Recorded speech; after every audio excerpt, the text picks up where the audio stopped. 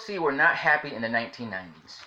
And with all the fame, they had Scrubs, Pretty, Waterfalls, Creep, all these other songs that was coming out, and they wasn't making any money. They were selling records. They had emotional problems.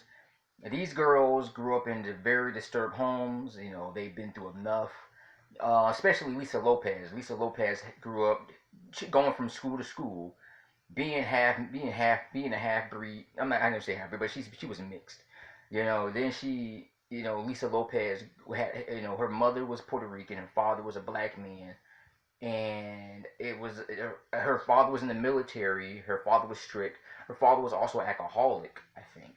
And I think Lisa Lopez started doing drinking alcohol when she was 5, 6 years old in kindergarten. That's kind of young, right?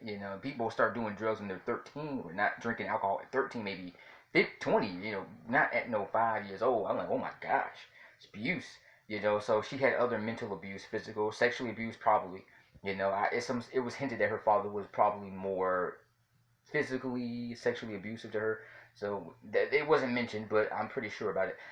All the Chili had problems too. Her attitude, it kind of seems she grew up in the hood.